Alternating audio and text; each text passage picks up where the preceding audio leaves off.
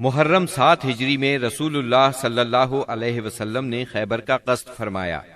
اس موقع پر ان لوگوں نے بھی اجازت مانگی جو حدیبیہ کے موقع پر پیچھے رہ گئے تھے۔ آپ نے اعلان فرمایا، میرے ساتھ وہی روانہ ہو جسے جہاد کی خواہش ہو، رہا مال غنیمت تو اس میں سے کچھ نہیں ملے گا۔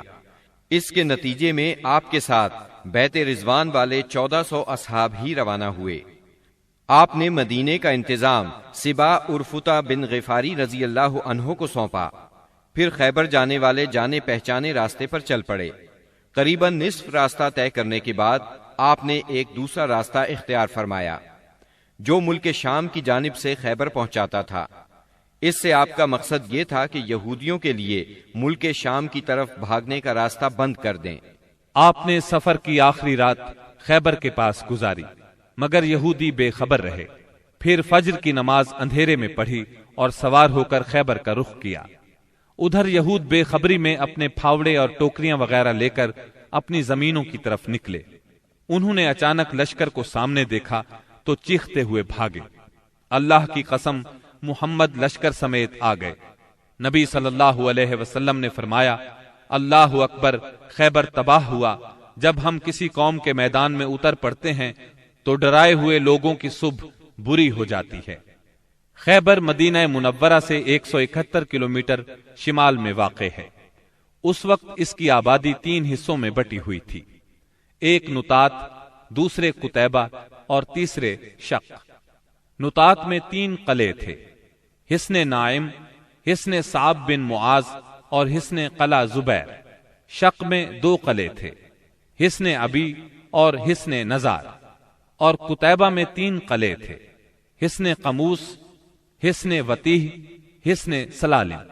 ان کے علاوہ خیبر میں مزید قلعے اور گڑھیاں بھی تھیں، مگر وہ چھوٹی تھیں اور طاقت اور حفاظت میں ان کے ہم پلہ نہیں تھی۔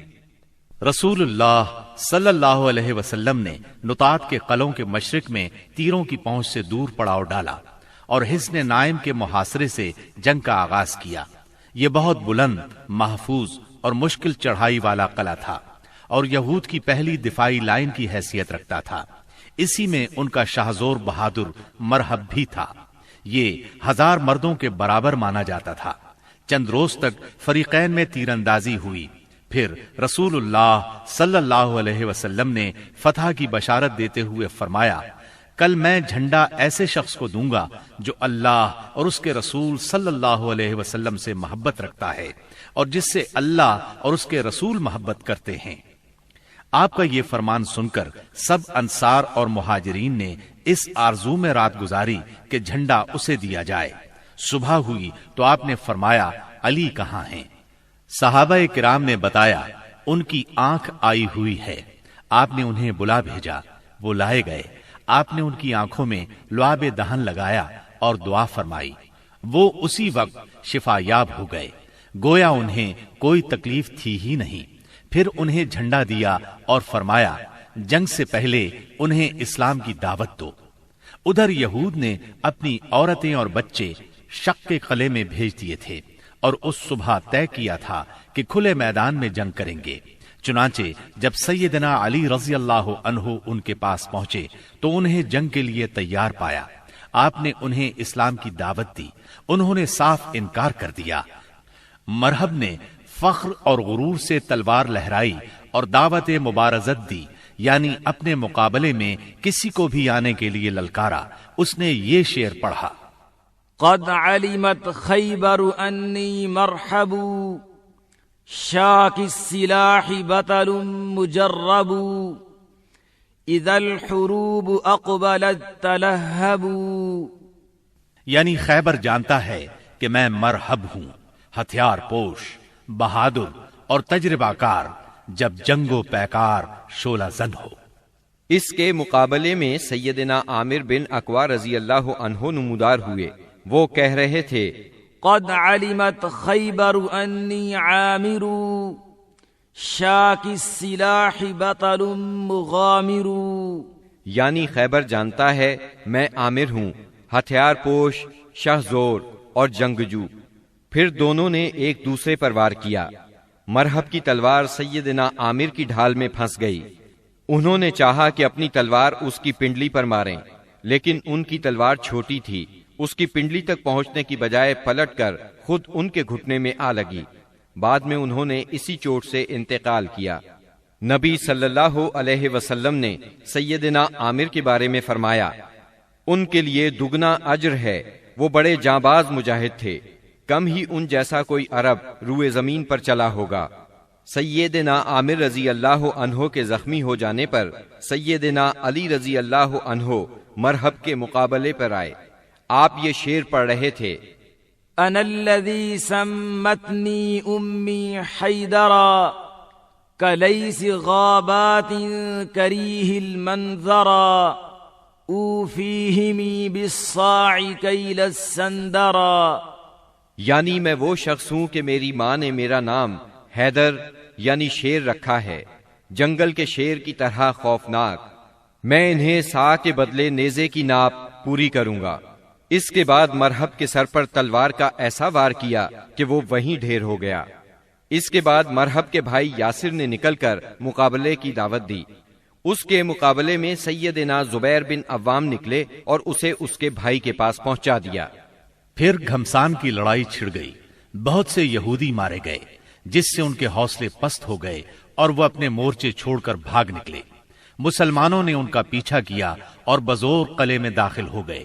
یہود اس قلعے سے بھاگ کر اس کے ساتھ والے قلعے حصن الصاب میں مورچہ بند ہو گئے۔ ادھر مسلمانوں کو قلعہ حصن نائم میں بہت سا غلہ، کھجوریں اور اسلحہ ملا۔ اس کے بعد مسلمانوں نے سیدنا حباب بن منذر رضی اللہ عنہ کی قیادت میں حصن صاب کا محاصرہ کر لیا۔ یہ محاصرہ 3 دن جاری رہا۔ تیسرے دن رسول اللہ صلی اللہ علیہ وسلم نے فتح اور غنیمت کی دعا فرمائی، پھر مسلمانوں کو حملے کی دعوت دی۔ مسلمانوں نے شدت کا حملہ کیا۔ پہلے مقابلے کے لیے للکارا گیا، پھر گھمسان کی لڑائی شروع ہوئی۔ یہ لڑائی یہود کی شکست پر ختم ہوئی اور مسلمانوں نے سورج ڈوبنے سے پہلے قلعہ فتح کر لیا۔ غنیمت میں بہت سا غلہ ہاتھ آیا۔ اس قلعے میں سب سے زیادہ خوراک اور چربی تھی۔ اس طرح یہ مسلمانوں کے لیے سب سے کارآمد قلعہ ثابت ہوا۔ مسلمان اس سے پہلے سخت بھوک کا شکار تھے، چنانچہ بہت سے لوگوں نے گدھے ذبح کر دیے، لیکن اللہ کے رسول صلی اللہ علیہ وسلم نے ان کو کھانے سے منع فرما دیا۔ چنانچہ آپ کا حکم پا کر چولہوں پر چڑھی ہوئی ہانڈیاں الٹ دی گئیں۔ یہود نے یہاں سے بھاگ کر قلعہ زبیر میں پناہ لی اور وہاں قلعہ بند ہو گئے۔ یہ نطات کا تیسرا اور آخری قلعہ تھا۔ مسلمانوں نے آگے بڑھ کر اس کا بھی محاصرہ کر لیا۔ چوتھے دن ایک یہودی نے آ کر پانی کی بعض نالیوں کی نشاندہی کر دی۔ ان سے یہود پانی پیا کرتے تھے، چنانچہ مسلمانوں نے یہ نالیاں کاٹ دی۔ اس پر یہود نے باہر نکل کر سخت لڑائی کی، لیکن شکست کھا کر شک کی طرف پسپا ہو گئے اور حصن ابی میں قلعہ بند ہو گئے۔ مسلمانوں نے ان کا تعاقب کیا اور وہاں بھی ان کا محاصرہ کر لیا، چنانچہ وہ نہایت سخت لڑائی کے لیے تیار ہو کر نکلے۔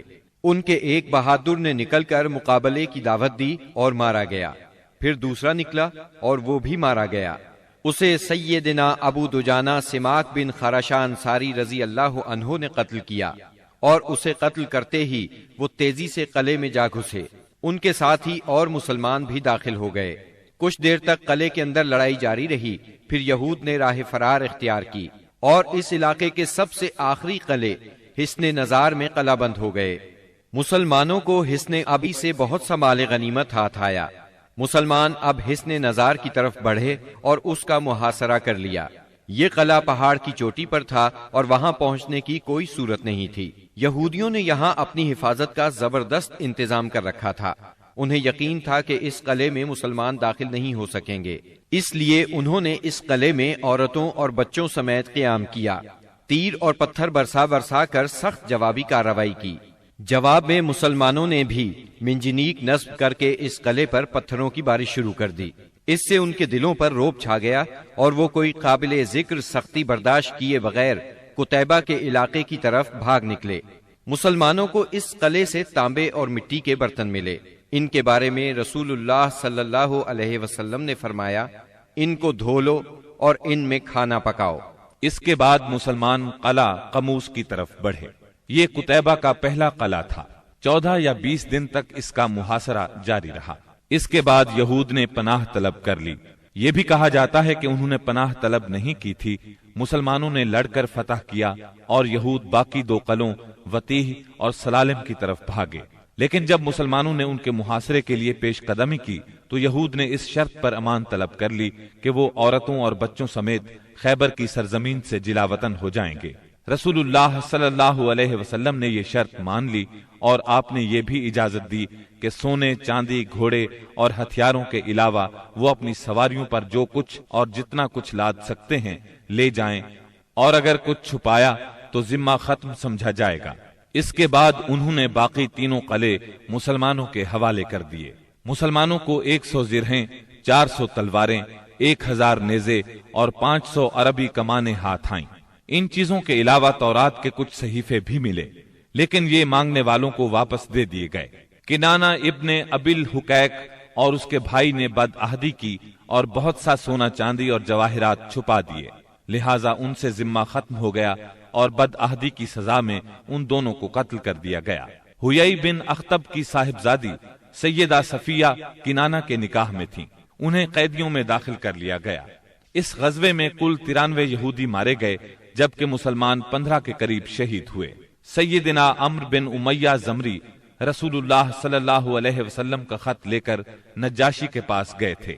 جب وہ حبشہ کے مہاجرین کو ساتھ لے کر واپس ہوئے تو ان میں سے ایک جماعت نے خیبر کا رخ کیا، جس میں سیدنا ابو موسیٰ اشعری اور جعفر بن ابی طالب رضی اللہ عنہما بھی تھے۔ یہ لوگ رسول اللہ صلی اللہ علیہ وسلم کے پاس پہنچے تو خیبر فتح ہو چکا تھا، لیکن ابھی مال غنیمت تقسیم نہیں ہوا تھا۔ نبی کریم صلی اللہ علیہ وسلم نے سیدنا جعفر رضی اللہ عنہ کو بوسہ دیا اور فرمایا، اللہ کی قسم میں نہیں جانتا کہ مجھے کس بات کی زیادہ خوشی ہے، خیبر کی فتح کی یا جعفر کی آمد کی۔ پھر جب مال تقسیم فرمایا تو انہیں بھی مال غنیمت میں سے حصہ دیا۔ سیدہ صفیہ بنت حیی بن اخطب کو جب قیدیوں میں شامل کیا گیا تو انہیں رسول اللہ صلی اللہ علیہ وسلم کی اجازت سے دحیہ بن خلیفہ کلبی رضی اللہ عنہ نے لے لیا، لیکن صحابہ کرام نے آ کر عرض کیا، اے اللہ کے رسول صلی اللہ علیہ وسلم، صفیہ صرف آپ کے شایان شان ہیں، وہ بنو قریظہ اور بنو نذیر کی سردار ہیں۔ اس پر رسول اللہ صلی اللہ علیہ وسلم نے انہیں بلایا اور اسلام کی دعوت دی۔ انہوں نے اسلام قبول کیا۔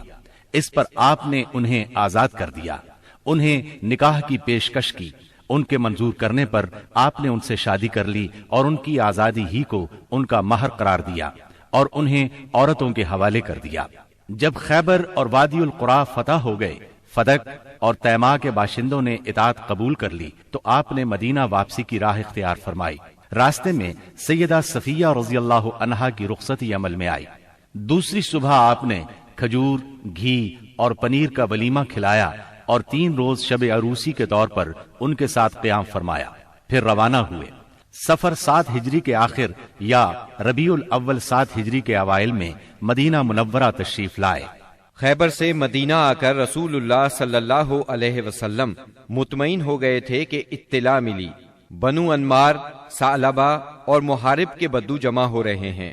آپ نے مدینہ منورہ کا انتظام سیدنا عثمان بن عفان رضی اللہ عنہ کو سونپا، 700 صحابہ کو ساتھ لیا اور 2 دن کے فاصلے پر واقع مقام نخل کا رخ کیا۔ وہاں بنو غطفان کی ایک جمعیت سے آمنا سامنا ہوا۔ دونوں فریق ایک دوسرے کے سامنے آئے لیکن جنگ نہ ہوئی۔ نماز کی اقامت ہوئی تو نبی صلی اللہ علیہ وسلم نے مسلمانوں کو صلاۃ خوف پڑھائی، یعنی پہلے ایک گروہ کو 2 رکعت نماز پڑھائی، پھر وہ لوگ پیچھے چلے گئے تو دوسرے گروہ کو 2 رکعت نماز پڑھائی۔ اس طرح آپ کی 4 رکعت نماز ہوئی اور لشکر کی 2 رکعت۔ یہی صلاۃ خوف ہے۔ اس کی اور بھی کئی صورتیں ہیں، احادیث میں وضاحت موجود ہے۔ پھر اللہ نے دشمن کے دل میں مسلمانوں کا رعب بٹھا دیا، وہ منتشر ہو گئے اور رسول اللہ صلی اللہ علیہ وسلم مدینہ منورہ لوٹ آئے۔ اس غزوے کا نام اس لیے ذات الرقاع پڑا کہ اس سفر میں پیدل چلنے کی وجہ سے مسلمانوں کے پاؤں زخمی ہو گئے تھے۔ انہوں نے زخمی پیروں پر چیتھڑے لپیٹ لیے تھے۔ چیتھڑوں کو عربی میں رقاع کہتے ہیں۔ یہ بھی کہا جاتا ہے کہ اس کی زمین اور پہاڑ مختلف رنگ کے تھے، گویا کہ وہ رقاع یعنی پیون تھے اور کہا جاتا ہے کہ غزوے کی جگہ کا نام ہی یہی ہے۔ اس غزوے میں سب سے دلچسپ بات یہ پیش آئی کہ ایک دن نبی صلی اللہ علیہ وسلم نے ایک سایہ دار درخت کے نیچے پڑاؤ ڈالا اور اپنی تلوار اسی درخت سے لٹکا کر سو گئے، جبکہ باقی لوگ مختلف درختوں کے نیچے سو گئے۔ ایسے میں ایک مشرک اس طرف آ نکلا، اس نے رسول اللہ صلی اللہ علیہ وسلم پر تلوار سونت لی۔ آپ کی آنکھ کھل گئی تو اس نے کہا، آپ مجھ سے ڈرتے ہیں؟ جواب میں آپ نے فرمایا، نہیں۔ اس نے کہا، اب آپ کو مجھ سے کون بچائے گا؟ آپ نے فرمایا، اللہ۔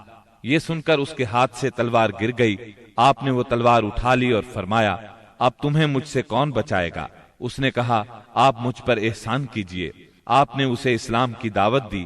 وہ مسلمان تو نہ ہوا، لیکن اس نے یہ عہد کیا کہ وہ آپ سے لڑائی کرے گا، نہ لڑنے والوں کے ساتھ ہوگا۔ آپ نے اسے چھوڑ دیا۔